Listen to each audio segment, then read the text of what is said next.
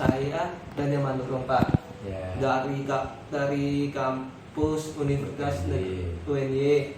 Teman saya namanya Sofwan Pak, tapi nggak datang Pak karena ada katanya bermasalah Pak. Di sini kami untuk tugas kuliah.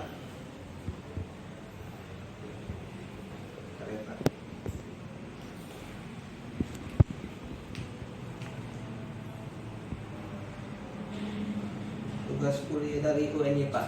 Iya. Untuk mewawancarai ke sejarah dan tentang pendirinya Puskut, sama tentang COVID dan gempa Pak. COVID-19 dan gempa di Yogyakarta ini Pak. Saya ingin bertanya Pak, apa latar belakang atau alamat utama dibentuk Puskut di wilayah bagian DIY Pak? Untuk merupakan koperasi sekundernya dari KUD seluruh provinsi daerah istimewa Yogyakarta, sehingga ini merupakan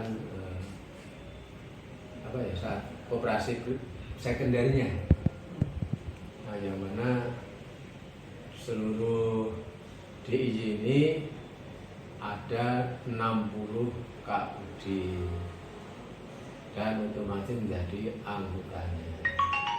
Maaf ya. Iya Pak. Ya enggak. Aku gak ngepengen kalau tamu terus dia apa gimana?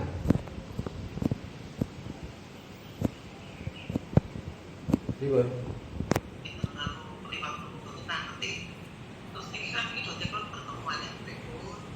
Jadi jatah ini di toh Sleman Wetan, Sleman Tengah, Sleman Barat.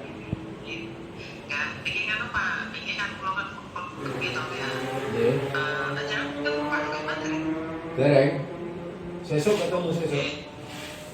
Oke, iki kalau mawon Pak, saat ini kan ketoknya dono tuh keberatan tuh Pak, iki kagunan iku barang iku tenan iku. Ambil aku apa namun sekolah ya. Iki kula untuk bulan iki pertemuan diadakan. Diambil ngangge duit paguyuban. Nah, oke. Ini cukup tengah-tengah. Oke, terus ada pembahasan kepengurusan tempatan, terus kayak sosial lah, pokok mungkin dirembuk tiga sementara niki diambil kemauan tangan itu ada orang lagi keberatan, ini kayak tekoran, nggak malah setuju menunggulah sesat dirembuk Pak, kepiye datang mungkin solusi kepripun dan kepripun Pak. Siap, oke manut. Sesuk ada acara khusus. Ya sebelum tanggal akhir ini Pak, akhir Oktober ini wae. Nah, makanya kok tanggal jenengan misalnya nopo Pak, kula nek tanggal 29 nggih mboten saged. Nah, monggo Pak jenengan tetokke tanggale, mungkin terus kula iki tekan-tekan nggih Pak. Nggih, tak tak delok agenda kula. Nggih. Jenengan pados tanggale, mungkin kula kayaknya Sleman. Nggih. Mungkin kula lek tak bisa golek tempate nggih. Nggih, siap nggih. Mangke tak tak WA nih tanggale. Nggih. Kula kan jemaah niku. Oh nggih. Niku wis akhir ora dadi nganu Pertanyaan terus. Nggih, siap. Nggih, nuwun. Nggih. Maaf ya Mas. Nggih Pak. Ini dari forum. Terus dilanjut moga. Tadi kan apa latar belakang atau alasan utama dibentuk Puskut di wilayah bagian DIY Pak? Latar belakangnya karena Puskut itu merupakan gabungan atau suatu korporasi lembaga yang mana itu di seluruh Indonesia dengan adanya KUD sebagai koperasi primernya kan masing-masing provinsi akhirnya membentuk memadai KUD se-provinsi itu. Latar belakangnya ya untuk mengadakan kemajuan khususnya KUD di wilayah provinsi juga untuk adanya kerjasama, adanya suatu ikatan antara KUD yang satu dengan KUD yang lain. Dan latar belakangnya apalagi KUD itu kan pertama kali berdiri untuk di seluruh Indonesia itu juga berada di wilayah daerah istimewa Yogyakarta, tepatnya itu di sekarang namanya Kapanewon Tempel, Kabupaten Sleman, daerah istimewa Yogyakarta. Nah di sana ada tetengernya, prasastinya yang merupakan sebagai bukti berdirinya KUD yang pertama kali. Itu Mas. Terus bagaimana kondisi koperasi UD desa atau KUD di DIY saat Uskut pertama kali dibentuk pada tanggal 13 Juni 1979 di saat pada zaman Soeharto, Pak. Nah waktu itu alhamdulillah posisi dan peranan KUD sangat-sangat diperhatikan zamannya Pak Soeharto. Itu betul-betul diprioritaskan dalam segala hal, baik keuangannya, baik usahanya, baik diberikan peluang modal, juga usaha-usaha yang sangat mendukung khususnya untuk para petani, karena KUD itu koperasi unit desa, yaitu membawai setiap Kapanewon sekarang namanya DIY, kalau secara umum itu adalah setiap kecamatan, sehingga waktu itu betul-betul KUD katakanlah bisa hidup dan jaya Mas. Itu sampai kepemimpinan Bapak Soeharto. Namun setelah beliaunya lengser, itu ya alhamdulillah tinggal kecekatan dan tinggal kesiapan dari masing-masing pengurus KUD untuk mempertahankan kegiatan koperasi unit desa tersebut. Dan alhamdulillah sampai saat ini itu katakanlah masih eksis, masih keberadaannya masih ada, dengan bukti kegiatan itu usahanya menurut kemampuan masing-masing KUD, dan dibuktikan KUD yang aktif dan masih eksis itu adalah melaksanakan kewajibannya, yaitu untuk rapat anggota tahunan. Itu alhamdulillah untuk Uskut Mataram DIY anggota-anggotanya itu katakanlah 95% menjalankan. Bahkan kemarin ada yang baru saja melaksanakan di bulan Oktober ini untuk tahun ini. Itu karena ya katakanlah setelah katakan tidak diberikan prioritas keusahaannya, itu akhirnya menurut kemampuan masing-masing pengelola KUD tersebut. Namun alhamdulillah sampai saat ini masih eksis. Bagaimana Uskut berperan dalam memperkuat KUD di tingkat kabupaten atau kota di DIY pada saat zaman Soeharto, Pak? Zamannya Pak Soeharto itu betul-betul sinerginya cukup bagus, kerjasamanya baik dari masing-masing KUD per kabupaten itu juga sangat-sangat terdukung dan sangat-sangat ada kemajuannya. Tuh, ada mohon maaf waktu itu saya juga sendiri cuman sebagai warga biasa ya tahu oh KUD itu sejak tahun berdirinya 79 itu ya. Dan waktu Pak Harto itu memang betul-betul misalnya untuk pengelolaan pupuk kebutuhan para petani itu juga sepenuhnya diserahkan KUD. Juga untuk setelah berkembangnya adanya listrik masuk desa, itu pembayaran rekening listrik itu pun waktu Pak Harto juga diserahkan ke KUD, sehingga waktu itu Puskut mengambil langkah agar terkoordinir dengan baik KUD-KUD se-Provinsi DIY ini, maka akhirnya Puskut juga menekel kerjaan usaha kegiatan di pembayaran rekening listrik itu. Nah, itu sebelum COVID kemarin itu alhamdulillah tahun 1920 itu Puskut sendiri sebagai pengelola pembayaran rekening bekerja sama dengan KUD itu lumayan, per bulannya itu bisa 120.000 lembar. Juga ya Pak? Iya lumayan. Apalagi waktu itu pokoknya semuanya kegiatan khususnya di pedesaan menyangkut kegiatan para petani itu diserahkan KUD, itu betul-betul KUD memang jaya waktu zamannya Pak Soeharto.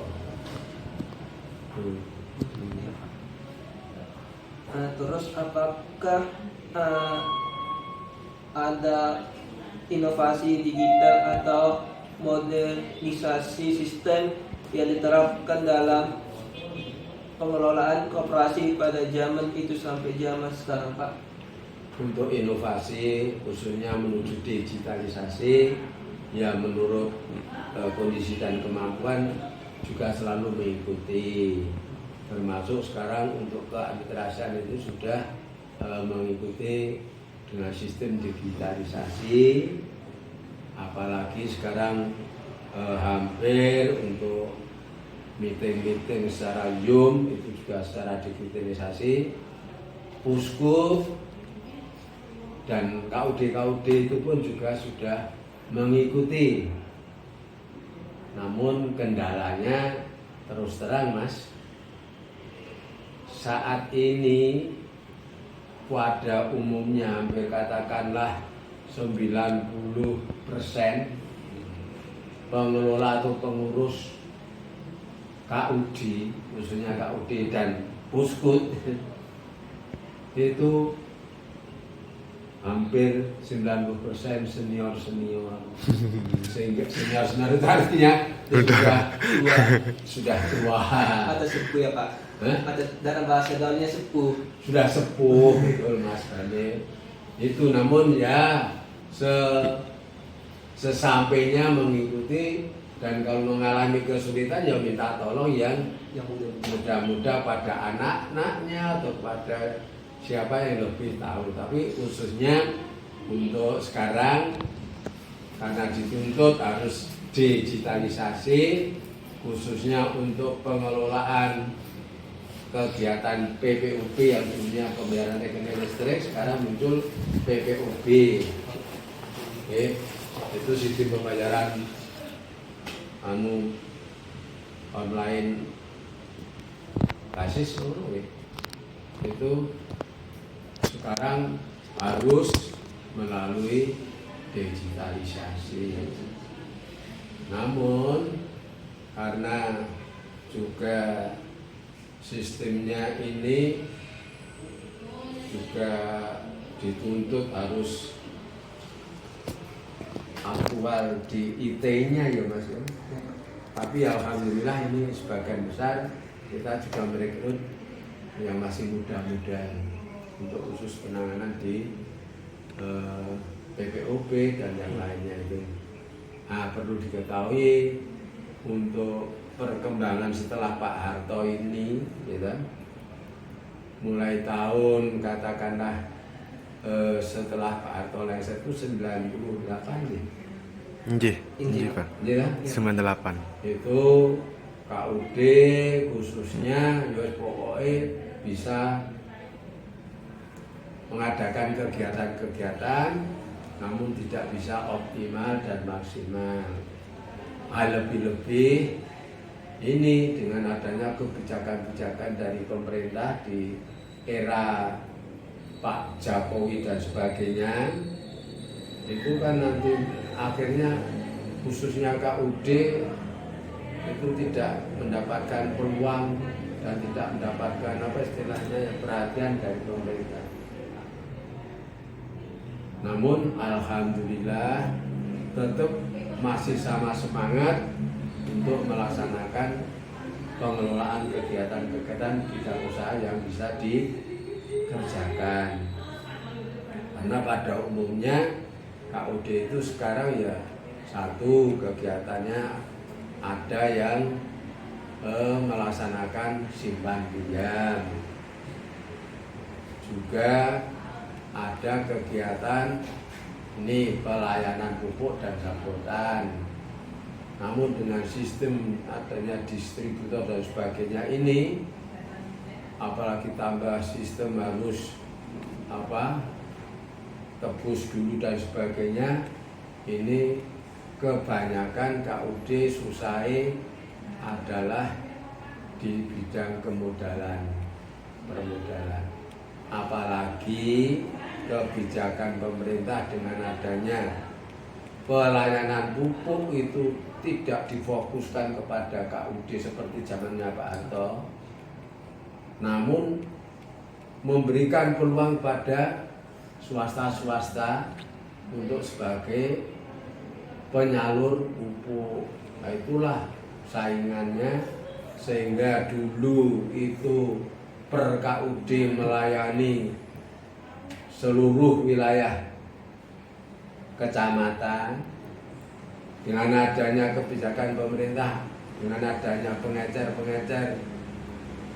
pupuk, itu akhirnya banyak yang terdesak. Contoh saja, Puskut ini juga sebagai distributor pupuk, namun mestinya akan melayani seluruh anggotanya 60 KUD ya Mas. Namun realitanya hanya diberi pelayanan untuk 6 kecamatan saja di wilayah Kabupaten Bantul. Itu saja dengan perkembangannya sekarang itu tinggal 4 kecamatan pelayanan distributor. Itu pun sekarang sudah berubah lagi sistemnya. Yang kemarin menjadi distributor, sekarang menjadi PUD, pengelola unit distribusi. Fungsinya wis beda lagi. Apalagi ini dengan adanya muncul program Pak Prabowo, Koperasi Desa Merah Putih, diharapkan setiap desa harus membentuk KDMP, Koperasi Desa Merah Putih. Nah, itulah juga merupakan istilahnya tantangan bagi KUD sendiri. Tantangannya apa? Karena khususnya KDMP juga dituntut sebagai nanti PPTS, pengelola pupuk titik serah. Itu juga sudah dimulai saat ini. Karena hampir khususnya di DI ini sudah berapa KDMP yang sudah ada, apalagi Kabupaten Sleman khususnya itu hampir dari 86 kelurahan itu sudah terbentuk semuanya kayaknya untuk Sleman ini. Itu Mas. Jadi betul-betul KUD ini, tapi saya selalu mengajak kepada seluruh anggota Puskut ini, khususnya DIY, ayo tetap semangat, ayo tetap kita maju terus. Pokoknya laksanakan sesuai dengan kemampuan masing-masing KUD. Iya. Gitu. Nah, bagaimana sistem pengelolaan keuangan dan manajemen usaha di Puskut Mataram DIY, dan kalau boleh tahu berapa total keuangan atau manajemen usaha Puskut Mataram DIY pada zaman Soeharto, dan berapa total keluar uang tersebut, dan, Mas Kuto. dan berapa hasil pendapatan yang diterima Puskut DIY Mataram, Pak? Itu karena waktu itu mohon maaf, mestinya itu tercover di dalam setiap buku ratnya, laporan ratnya ya Mas ya, laporan pertanggungjawaban, lebih-lebih di zaman Pak Soeharto. Jujur, karena saya itu sebagai pengelola pengurus ini baru saja, katakan dari tahun 21 kemarin, ya itu saja kami waktu itu sebagai sekretaris, dan di pertengahan tahun 23 kemarin itu Bapak Ketua Umum itu kan situ, akhirnya saya di akhir 23 itu menjelang 24 itu diposisikan sebagai ketum, sehingga untuk lebih rincinya saya tak minta tolong Pak Manajer atau yang untuk masalah keuangan di zaman Pak Harto gitu. Iya Pak. Iya benar. Iya Pak. Itu Pak mungkin lain kali aja Pak kalau Iya, lain kali aja. ada waktu kita. Kalau ada waktu Pak. Mungkin kita pindah ke pertanyaan yang lain aja. Yang lain. Oh, gitu aja. Iya Pak. Iya Pak. Mungkin kalau beliau mungkin lain kali aja untuk masing-masing gitu Pak. Iya. Oke siap. Soalnya tuh dari dosen harus minimal 2 orang atau 3 orang gitu Oke Pak. siap nih. Jadi saya juga mohon maaf nanti terbatas waktunya ya. Enggak apa-apa Nanti Pak. Pak. Saya 11 kurang seperempat harus sudah go. Oke. Karena tugas Dari luar ya Pak. eh, Tugas dari. tugas rutin Oh. hari Jumat atau Mas ini. Iya Pak. Iya. Mungkin- Jadi saya kemarin itu Iya. mau saya ajak yang tidak hari Jumat gitu, tapi benar ngejak Jumat Sabtu Minggu, padahal ini mohon maaf Sabtu besok itu ada acara ini libur, Oh, libur iya. maka digunakan untuk Iya. ada acara ini karyawan-karyawan mau refreshing. Ahad juga libur. Nanti sehingga untuk penentuan waktu bisa kita Oke. tentukan di kemudian. Iya Pak. Ini Mungkin- saja. Tadi itu saya juga, untung hujannya tidak terus tadi. Iya Pak. Saya harus menandatangani itu buku rekening, hasilnya sama penjenengan jam 10. Pas ini sampai 10 2 menit saya sampai di sini. Ya. Nah, terus Mungkin ini sampai 10.45 ya Mas ya. oh ya, mungkin Masalah- satu kali pertanyaan lagi. Iya Pak. Bisa pertanyaan lagi. Masalahnya saya jaraknya cukup Jauh ya. lumayan. Oke, Kalau oke. mau bermain bisa nanti. Ayo. Ini monggo dilanjut. Ayo, Iya, satu Pak. lagi nih. Itu bagaimana perjalanan sejarah Puskut Mataram DIY sejak berdiri pada tahun 1970 sehingga sekarang dalam menghadapi berbagai perubahan sosial dan ekonomi di DIY Pak. Untuk perkembangannya ya terus terang saja, alhamdulillah tetap jalan terus. Tapi dengan adanya waktu itu gempa tahun 2006, itu pun juga mengalami keterhambatan khususnya di bidang-bidang usaha, baik di simpan pinjam maupun di bidang pelayanan pembayaran rekening listrik itu gempa, disusul lagi dengan adanya COVID. Tahun 1920 ya. Iya Pak. Nah, itu juga mengalami adanya penurunan pendapatan dari masing-masing kerjasamanya dengan KUD dan di Puskut sendiri, karena terus terang juga perkembangannya lebih-lebih saat ini Mas itu cukup ini prihatin, karena ya gimana ya, mau menyalahkan tidak boleh, tapi kenyataannya seperti itu. Sehingga saat ini katakanlah Puskut ini betul-betul dalam saat ini loh Mas. Tapi kalau sejak berdirinya sampai pemimpinnya Pak Harto itu cukup bisa diatungi jempol, sehingga alhamdulillah Puskut Mataram ini sendiri asetnya yang berupa tanah ini zaman itu loh Mas, itu alhamdulillah ya asetnya cukup banyak, termasuk ini, kemudian ada yang di Bantul luas 9.000 meter, kemudian yang ada di wilayah Godean itu Sleman, Godean Sleman itu juga ada 8.000 meter itu asetnya. Untuk usahanya sampai saat ini alhamdulillah juga masih jalan, walaupun pendapatannya itu kurang maksimal, khususnya di usaha ini Mas, PPOB-nya. PPOB itu karena banyaknya pesaing ya, dengan munculnya PPOB.